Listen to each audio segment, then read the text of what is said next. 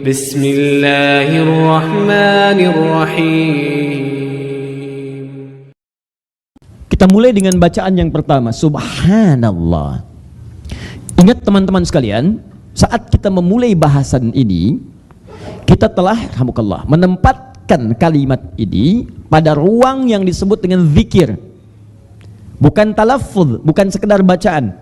Ingat, amalan ini kita buka dengan nama zikir. Pasca salat zikir, Quran surah keempat ayat 103. Fa idza qadaytumus salata, maka jika Anda telah tuntas mengerjakan salat, fadhkurullaha, segeralah untuk berzikir kepada Allah Subhanahu wa taala. Di antara zikir-zikir itu adalah turunan pembahasan kita yang sekarang ini, subhanallah, alhamdulillah, wallahu akbar, dibacakan masing-masing 33 kali. Kalimat ini bukan sekedar kalimat biasa yang dilafadzkan, tapi kalimat saat dilafadzkan dalam konteks zikir. Apa itu zikir?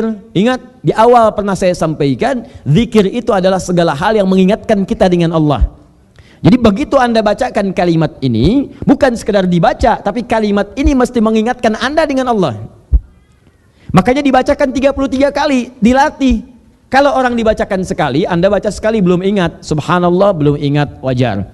2 kali belum ingat, wajar. Tapi kalau 33 kali masih belum ingat juga, apa tandanya?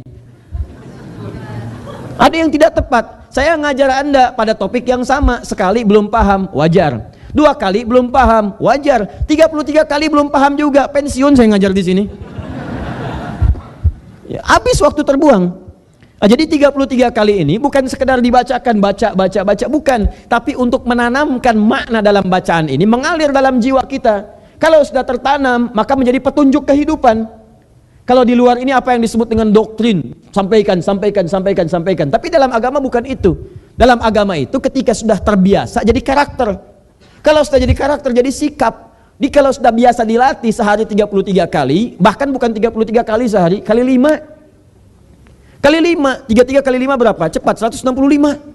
Anda bayangkan, ya 165 kali dilatih dalam sehari. 165 jadi menara gitu kan.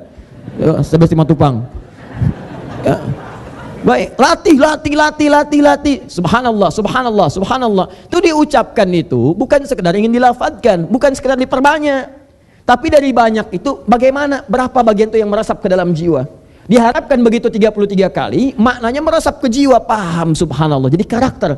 Di setiap Anda hidup, matanya subhanallah, lisannya subhanallah, tangannya subhanallah. Pertanyaannya, bagaimana mengukur makna subhanallah itu mengalir dalam setiap titian aktivitas kita? Nah, pertanyaan terbesarnya apa itu subhanallah? Itu dulu. Nah, subhanallah ini adalah bacaan yang mengandung makna menepikan segala hal yang tidak terkait dengan sifat-sifat dan keagungan Allah Subhanahu wa taala. Jadi kalau ada, maaf ya, satu kejadian, satu berita atau apapun yang tidak sesuai dengan sifat-sifat dan keagungan Allah Subhanahu wa taala, bertentangan dengan itu semua, maka ungkapan yang muncul dari kita adalah kalimat subhanallah. Paham? Nah. Contoh Quran surah kedua ayat 116. Paling kiri, agak sedikit ke tengah. Wa qalu ittakhadallahu walada. Mereka berkata Allah punya anak. Benar enggak Allah punya anak? Tidak, bertentangan dengan sifat Allah yang ahad. Bertentangan dengan keagungan Allah. Baik, ditepis itu semua. Nah, ketika ada yang mengatakan Allah punya anak, wa qalu ittakhadallahu walada. Baik, subhanallah, nggak benar itu. Contoh Quran surah 17 ayat pertama, paling kiri sebelah atas.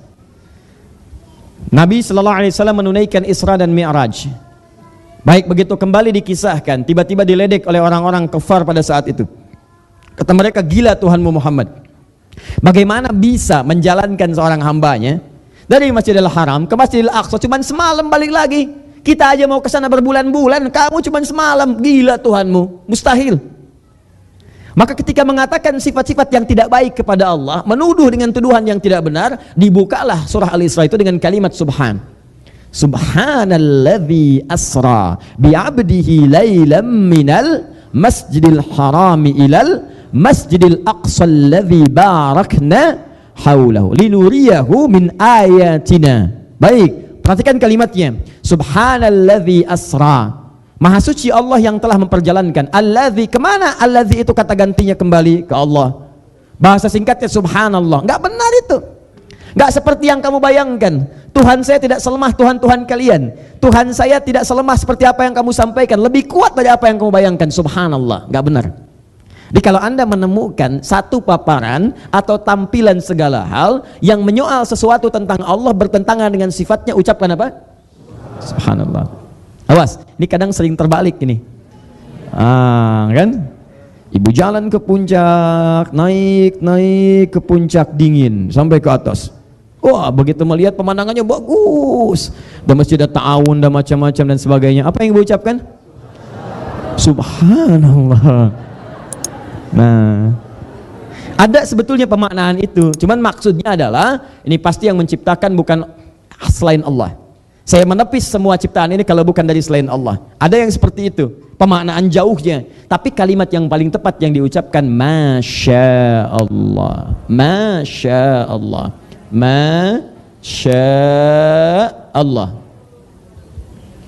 Maknya ta'ajub. Ma artinya ta'ajub. Baik, takjub disingkat, diserap ke dalam bahasa Indonesia. Takjub, takjub itu dari bahasa Arab, Pak. Bu, dari bahasa Arab. Takjub, takjub. Ta'ajub, takjub. Takjub itu kagum artinya dalam bahasa Arab. Dari bahasa Arab asalnya takjub. Ta'ajub, ma ta'ajub, ma yang menunjukkan rasa kagum. Jadi kalau Anda ucapkan Masya Allah, ini maksudnya kalimat ini menunjuk pada kekaguman. Sya'a menunjuk pada harapan akan berlangsungnya itu terus, kehendak yang terus berlangsung. Sya'a terus berlangsung, kehendak yang terus berlangsung. Allah musabbib yang menyebabkan itu semua. Seakan-akan Anda katakan ketika tadi saya gambarkan naik ke puncak, dia pemandangan bagus, saya kagum, Sya Allah atas kehendakmu menciptakan ini ya Allah. Jadikan setiap saya datang ke sini selalu indah seperti ini. Itu Masya Allah. Pulang ke rumah, ibu lihat anak sulit diatur, susah, main ini main itu, wah macam-macam. Ibu ucapkan apa? Masya Allah, saya kagum ya Allah dengan kenakalan ini. Teruskan. Ayo terus. Nah, paham ya? Itu diantaranya. Maknya ta'ajub, gitu kan? Masya Allah. Teruskan, ayo teruskan. Gitu, jelas ya? Itu contoh. Jadi Subhanallah ini praktek pertamanya adalah kalau benar-benar dilatih untuk diucapkan ya 165 kali minimal dalam sehari. Subhanallah, subhanallah, subhanallah, subhanallah, subhanallah, subhanallah, subhanallah, subhanallah. Lagi zikir fokus pada Allah, dengar ibu-ibu berisik, subhanallah, subhanallah, subhanallah, subhanallah. Terus ada yang bilang sifat Allah begini, subhanallah, subhanallah. Nah, kalimat ini kalau terus dikatakan di lisan, benar konteksnya disebut dengan zikir, mengingat Allah, yang diingat sifat-sifat tadi. Tepikan segala hal yang bertentangan dengan keinginan Allah. Tepikan segala hal yang tidak benar tentang Allah. Tepikan segala hal yang bertentangan dengan hukum-hukum Allah. Jika orang sudah subhanallah, mengalir di lisannya subhanallah 165 kali minimal, masuk dalam dirinya, beredar pada tubuhnya. Begitu masuk ke matanya, maka matanya subhanallah. Dia tidak akan pernah melihat segala hal yang tidak disukai oleh Allah Subhanahu wa taala. Karena bertentangan dengan sifat-sifat dan hukum-hukum Allah. Maka mustahil dia akan melihat gambar-gambar yang tidak disukai oleh Allah. Mata subhanallah tidak akan melihat tayangan-tayangan yang tidak Allah sukai. Mata subhanallah tidak akan pernah melihat maksiat. Lisan subhanallah tidak akan berkata yang buruk, apalagi membenarkan tuduhan yang tidak baik kepada Allah. Ba'da salat subhanallah, tapi setelah salat selesai, zikirnya selesai, dia mengatakan semua agama sama, menuju pada Tuhan yang sama, cuman caranya beda-beda. Berarti ada yang tidak masuk kalimat subhanallah ke dalam jiwanya, cuman di lisan saja. Itu yang disebutkan di Quran surah 49 ayat ke-14. Dia cuma nyampe lisan, kalimatnya cuma nyampe lisan, gak nyampe ke hati. Qalatil a'rabu amanna. Ada orang Arab Badui mengatakan kami beriman. Qul lam tu'minu, katakan Muhammad kalian belum serius imannya, belum benar. Walakin qulu aslamna. Cukup katakan kami baru berislam. Walamma yadkhulul imanu fi qulubikum. Cuman kalimat iman itu baru di lisan, belum nyampe ke hati. Karena kalau sudah nyampe ke dalam kulub, itu menyebar, disebarkan ke dalam seluruh anggota tubuh. Makanya orang beriman tuh kalau benar imannya dilatih dengan amal soleh. Kalimat iman dan amal soleh disandingkan di Quran. Buka Quran surah 103. Wal 'asr innal insana lafi illal ladzina amanu wa. Makanya kalau orang sudah beriman itu, imannya akan otomatis menyebar dalam tubuhnya, membimbing tubuhnya untuk beramal soleh. Maka mustahil ada orang beriman beramal salah, mustahil. Pasti soleh. Matanya soleh, tangannya soleh, lisannya soleh, kakinya soleh. Mustahil. Karena itu setiap disebutkan fungsi tubuh kita, dibuka kalimat imannya. Untuk menunjukkan bahwa fungsi iman itu mengarahkan pada yang soleh. Mata, saya sering ungkap ini, Quran surah 24 ayat 30, laki-laki, 31 perempuan. Qul lil mu'minina yaghuddu min absarihim. Sebelum mengatakan yaghuddu min absarihim, palingkan dari pandangan yang buruk, imannya dulu dibuka. Qul lil mu'minina, katakan pada pria-pria yang beriman. Ini untuk yang beriman aja. Kalau yang nggak beriman silahkan bebas. Tapi yang beriman akan beda. Imannya akan membimbing matanya untuk melihat yang baik. Di ketika Anda misalnya tak sengaja lewat ada gambar tidak bagus di jalan, nggak benar. Itu iman Anda akan otomatis masuk ke mata, palingkan. Ghuddu min absarihim. Dan cepat. Saya beriman. Bukan. Ya, bukan bergeser, berpaling. Tuh. Lisan juga begitu, Bu. Fungsi lisan itu ketika menyebutkan berpaling dari yang kotor, imannya dulu disebutkan. Quran surah 49 itu ayat 11. Sebelum mengatakan la yaskhar, jangan saling cela, itu imannya dulu disebutkan. Ya ayyuhalladzina amanu, hai orang-orang yang merasa punya iman, la yaskhar qaumin qaum, jangan saling cela ya. Jangan saling cela, Anda bayangkan. Kalau lisan orang benar, ada iman dalam dirinya, iman itu akan naik ke lisannya. Jangan cela. La yaghtab ba'dukum ba'da, jangan gosip. Jangan gibah. Di begitu muncul acara gosip, Bu, iman masuk ke dalam mata. Kalau di ibu masih ada iman, tuh iman masuk ke mata, palingkan. Tangan refleks, pindahkan acaranya. Selesai. Karena iman itu akan membimbing. Kalau Anda menikmati itu artinya ada yang lemah dalam imannya. Ada yang lemah. Saya tidak, Ustaz. Bagus. Tidak seperti ibu itu tutat tuh. Enak banget. Sama. Gibah juga namanya. Tidak nonton tapi jadi pelaku. Paham ya? Nah, bagaimana melatih itu semua supaya otomatis jalan pakai iman, Pak? Kalau pakai iman tuh beda. Antum cari rizki, ya Senin sampai dengan hari Jumat misalnya bekerja. Bekerjanya pakai iman, itu otomatis akan melangkah pada yang dibenarkan oleh Allah. Otomatis. Gak akan kepikiran nyari yang haram, Pak. Makanya ketika Allah sebutkan orang beriman cari rizki, kalimat halalnya dibuang. Quran surah kedua ayat 172. Tapi orang-orang biasa itu halalnya disebutkan. Quran surah kedua ayat 168.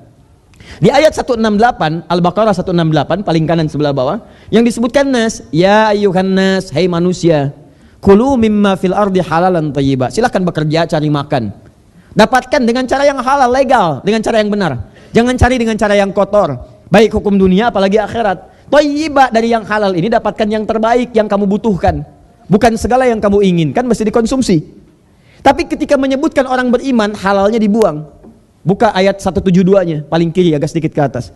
Ya ayyuhalladzina amanu, hai orang-orang yang telah punya iman. Kulu min thayyibati ma razaqnakum. Silakan cari kerja, cari makan. Halalnya dibuang.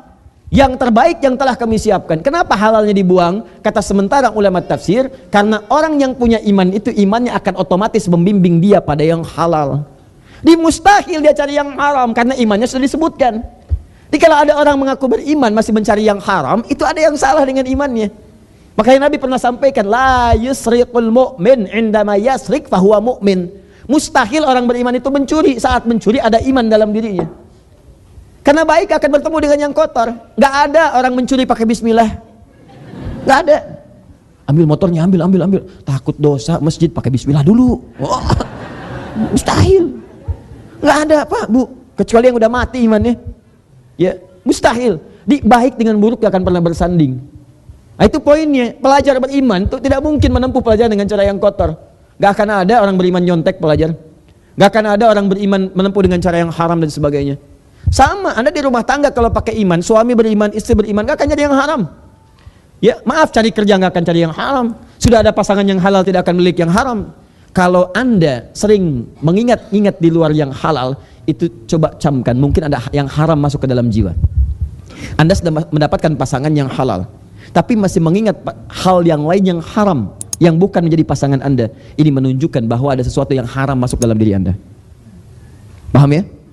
Baik. Sekarang pertanyaannya, bagaimana cara melatih itu supaya refleks menjadi sikap dalam diri kita? Inilah dilatih dalam ungkapan subhanallah, subhanallah, subhanallah. Ingat, jadi kalau orang mengucapkan subhanallah itu ingat maknanya. Berapa kali Anda berbuat sesuatu yang tidak subhanallah, melanggar ketentuan Allah? Ingat mata. Di 33 kali itu, begitu diucapkan subhanallah, ingat dosa mata, subhanallah, ingat telinga, subhanallah, ingat lisan. Jangan-jangan selama ini mengerjakan sesuatu yang tidak Allah sukai. Ingat kaki.